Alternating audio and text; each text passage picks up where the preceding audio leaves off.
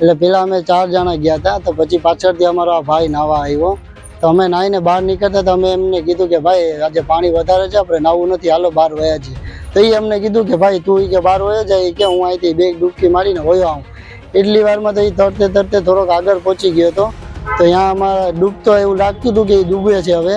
તો એટલી વારમાં અમે છે ને રેસ્ક્યુ ટીમને ફોન કર્યો, એ 10 જ મિનિટમાં અહીંયા પહોંચી ગઈ હતી. ત્યાં સુધી રેસ્ક્યુ ટીમ અહીંયા પહોંચી હાજર હતી, ત્યાં સુધી અમારો ભાઈ સામેથી હાથ ઊંચા કરતો હતો. અમે વિડીયો બનાવેલો છે, એમને કીધું કે તમે ભાઈ પડી જાઓ, તો કે ભાઈ અમે એમ ના પડીએ, કે અમારે કંઈ નજર આવે સામે ડેડ બોડી કે એવું કંઈ હોય તો અમે પડીએ, તો આ રેસ્ક્યુ ટીમની જવાબદારી આવે ને એની.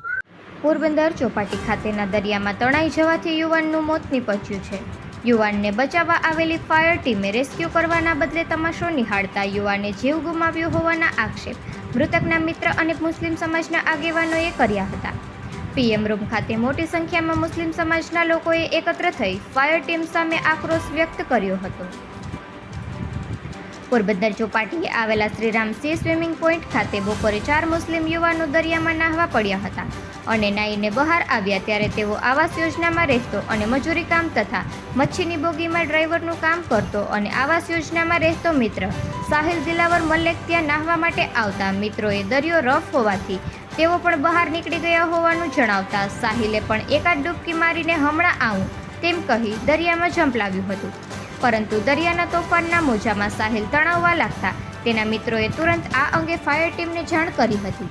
આથી ફાયર ટીમ તુરંત ત્યાં દોડી ગઈ હતી. બનાવની જાણ થતાં ચોપાટીએ લોકોના ટોળા એકત્ર થયા હતા અને પોલીસ પણ દોડી આવી હતી.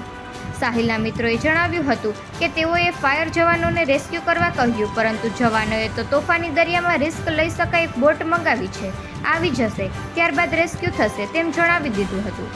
સામેના ભાગે સાહિલ બચાવવા માટે તરફડિયા મારતો હતો અને મદદ માંગતો હતો, પરંતુ ફાયર જવાનોએ રેસ્ક્યુ કર્યું ન હતું અને તમાશો જોઈ રહ્યા હતા. આથી સાહિલના મિત્રોએ જવાનોએ ગાળો કાઢી હતી અને કાંઠે ઊભી તમાશો નિહાળતા હોય તેવા વિડીયો પણ બનાવ્યા હતા. એકાદ કલાક બાદ સાહિલનો મૃતદેહ ચોપાટીએ આવેલા યમુના હોટલ સામેના દરિયાકાંઠે તણાઈ આવ્યો હતો, જેને ફાયર ટીમે બહાર કાઢી પીએમ માટે સિવિલ હોસ્પિટલે ખસેડ્યો હતો. 2 ભાઈઓમાં મોટા ભાઈ સાહિલનું મોત થતાં પરિવારમાં પણ વજ્રઘાત જેવી સ્થિતિનું નિર્માણ થયું છે. પિતા અને સસરા સહિત પરિવારજનો પણ હોસ્પિટલ ખાતે દોડી આવ્યા હતા અને પરિવારજનોએ આક્રંદ કરતા વાતાવરણ ગમગીન બન્યું હતું. હોસ્પિટલ ખાતે મુસ્લિમ સમાજના આગેવાનો અને સમાજના લોકોના ટોળા એકત્ર થયા હતા અને ફાયર ટીમ સામે રોષ વ્યક્ત કરતા જણાવ્યું હતું કે ફાયર ટીમ આવી ત્યારે જ કેમ રેસ્ક્યુ બોટ સાથે ન લાવી અને તરવૈયાઓનું કામ જ રેસ્ક્યુ કરવાનું છે, તેમ છતાં તોફાની સમુદ્રમાં રિસ્ક લઈ શકાય નહીં તેમ જણાવી શા માટે હાથ ઊંચા કરી દેવાયા તેવા પણ સવાલો કર્યા હતા અને ફાયર ટીમની બેદરકારીના કારણે જ યુવાને જીવ ગુમાવ્યો હોવાનું જણાવ્યું હતું. પૂર્વ સુધરાઈ સભ્ય ફારૂકભાઈ સુરિયાએ જણાવ્યું હતું કે ફાયર ટીમમાં ખરેખર ક્વોલિફાઈડ સ્ટાફ છે કે કેમ, જેમ તેમ ભરતી કરી દેવામાં આવી છે અને તેઓની પાસે પૂરતા સાધનો છે કે કેમ તે અંગે પણ તંત્ર દ્વારા તપાસ કરી જવાબદારો સામે કડક કાર્યવાહી કરવી જોઈએ તેવી પણ માંગ કરી છે.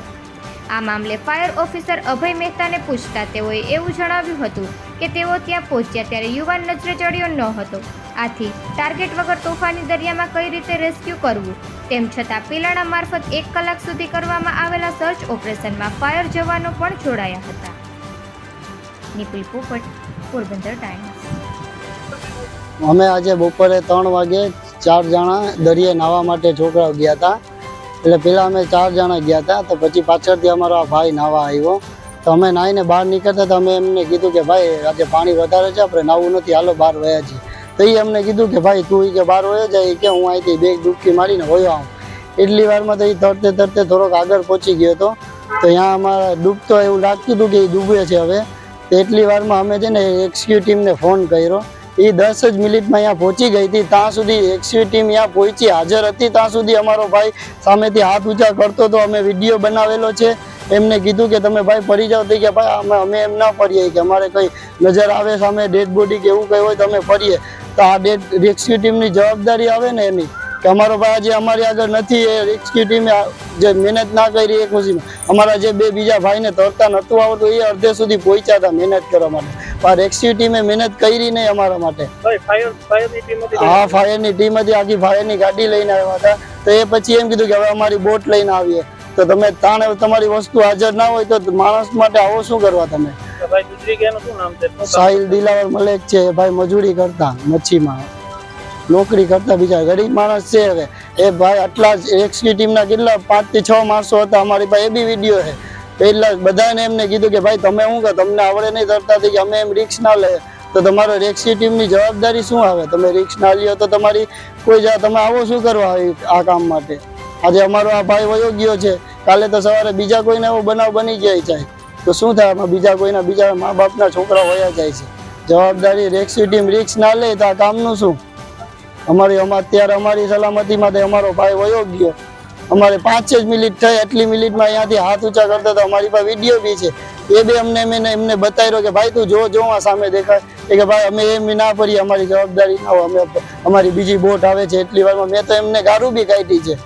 એ પછી વયા ગયા અહીંયાથી. હું તો ચોખ્ખું કહું છું, આપણે કોઈ ઓલું નથી. અમારો ભાઈ વયો ગયો, ટ્યુબ માંગ્યા હતી કે આ ટ્યુબનું ને કઈ ના હોય તોય અમારા બિચારા 2 ભાઈઓ એમને ટ્યુબ વગર અડધે લગીને વયા ગયા હતા. તો રેસ્ક્યુ ટીમની જવાબદારી આવે છે ને કે આ બધું ઓલું કરે છે. આ એની બેદરકારી છે. એની હિસાબે આજે અમારો ભાઈ અમારી આગળ નથી. પોરબંદરની લોર્ડ્સ હોટલની સામે આજે બપોરે 3:30 વાગ્યાના અરસામાં 3 થી 4 મુસ્લિમ છોકરાઓ જે દરિયાની અંદર નાહવા માટે કરીને દરિયા કિનારા ઉપર હતા, દરમિયાનમાં એનો સાથેનો એક છોકરો મોજાની ઝાપટથી તણાઈને અંદર વયો ગયો અને એની સાથીદારો જે બીજા હતા એમણે તરત જ રેસ્ક્યુ માટે કરીને હેલ્પલાઇનમાં ફોન કરીને રેસ્ક્યુ ટીમને બોલાવી. રેસ્ક્યુ ટીમ પણ તરત ત્યાં આવી ગઈ, પરંતુ રેસ્ક્યુ ટીમે આવીને જોયું કે છોકરો જે છે એ 10-15 ફૂટ આગળ છે, દરિયાની અંદર છે અને જે ખભા સુધીનું પાણી હતું ત્યાં સુધી છે. હાથ ઊંચા કરીને મદદ માટે કરીને પોકારે છે, છતાં રેસ્ક્યુ ટીમે જોઈ રાખ્યું અંદર કોઈ રિસ્ક જે લેવું જોઈએ એ રિસ્ક લઈને એને બચાવવાનો કોઈ પ્રયત્ન કર્યો નહીં, એવું જ્યાં એની સાથેના જે મિત્રો છે એનું કહેવું છે. એટલે આ છોકરાઓ અત્યારે દરિયામાં આટલું બધું કરંટ છે અને મોજાએ ખેંચી અને એને લઈ ગયા અને એ આગળની જે યમુના હોટલ છે ત્યાંથી કમનસીબે એનો જીવ ન બચી શક્યો અને એની ડેડ બોડી મળીને અત્યારે એને હોસ્પિટલે લાવ્યા છે.